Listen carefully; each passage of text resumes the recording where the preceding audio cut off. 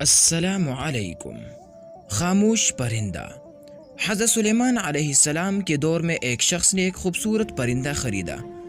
وہ جب چہچہاتا تو نہایت دل فریب اور خوش مزاج آواز سے وہ شخص بہت مسرور ہوتا، گویا اس پرندے کی آواز بہت ہی سریلی اور پیاری تھی۔ ایک دن اچانک اس پنجرے کے پاس اسی کی جیسا ایک اور پرندہ آیا اور اپنی زبان میں کچھ باتیں کہی اور چلا گیا۔ پنجرے میں موجود پرندہ بالکل خاموش ہو گیا، گویا ایسا ہو گیا جیسے وہ گونگا پرندہ ہے۔ اس کے مالک نے 2-3 دن انتظار کیا مگر پرندہ بالکل خاموش۔ وہ شخص حضرت سلیمان علیہ السلام کی بارگاہ میں اس پرندے کو پنجرے سمیت لایا اور شکایت کی کہ بہت مہنگا پرندہ خریدا تھا، اس کی آواز مجھے مسرور کرتی تھی مگر اب نہ جانے کیا ہوا کہ بولتا ہی نہیں۔ حضرت سلیمان علیہ السلام جو جانور چرند پرند سب کے بولیاں جانتے تھے نے اس پرندے سے پوچھا کیا وجہ ہے جو تم خاموش ہو گئے ہو؟ وہ پرندہ عرض گزار ہوا، اے اللہ کے برحق نبی، یہ شخص سمجھتا ہے میں خوش ہو کر چہچہاتا ہوں مگر حقیقت یہ ہے کہ میں دیگر آزاد پرندوں کو دیکھ کر روتا ہوں کہ اے کاش میں بھی آزاد ہوتا تو کتنا اچھا ہوتا، مگر یہ میری زبان نہیں سمجھتا۔ تو یہ خیال کرتا ہے جیسے میں بہت خوشی سے گنگنا رہا ہوں۔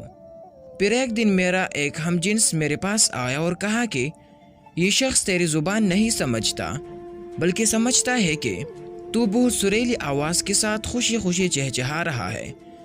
اگر تم اس کی قید سے آزاد ہونا چاہتے ہو تو رونا چھوڑ دو، بولنا فریاد کرنا بھی چھوڑ دو کہ اس پر تمہارے الفاظ اثر ہی نہیں کرتے، کیونکہ یہ تمہارے درد کو سمجھ ہی نہیں سکتا۔ بس پھر کیا تھا، میں تب سے خاموش ہو کر صبر کر رہا ہوں۔ حضرت سلیمان علیہ السلام نے اس شخص سے کہا کہ پنجرہ کھول دو اور اس کو آزاد کر دو، کیونکہ اب یہ پنجرے میں کبھی نہیں بولے گا۔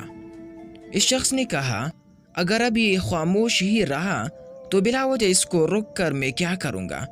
لہٰذا اس نے سلیمان علیہ السلام کے حکم کی اتباع کرتے ہوئے پنجرہ کھول دیا۔ وہ پرندہ فوراً اڑ کر درخت کی شاخ پر بیٹھا اور اس شخص کو دیکھ کر کچھ چہچہا کر اڑ گیا۔ اس شخص نے حضرت سلیمان علیہ السلام سے عرض کی کہ کیا کہہ کر گیا ہے؟ آپ علیہ السلام نے فرمایا، اس نے کہا کہ اگر تو بھی اپنے غم اور مصائب سے آزاد ہونا چاہتے ہو تو خاموش ہو جا اور صبر کر، کسی سے کچھ شکایت نہ کر، تو تجھے بھی ایک دن سارے غموں سے نجات مل جائیں گی۔ جو تو لوگوں کو سناتا رہتا ہے مگر وہ بے احساس لوگ تیری زبان جانتے ہوئے بھی تیری بات نہیں سنتے۔ یہ ایک حکایت ہے، یہ جھوٹی ہے یا سچی اس بحث میں نہ پڑے دوستو۔ اس طرح کی حکایات سے نصیحت اور سبق حاصل کیا جاتا ہے۔ واللہ اعلم۔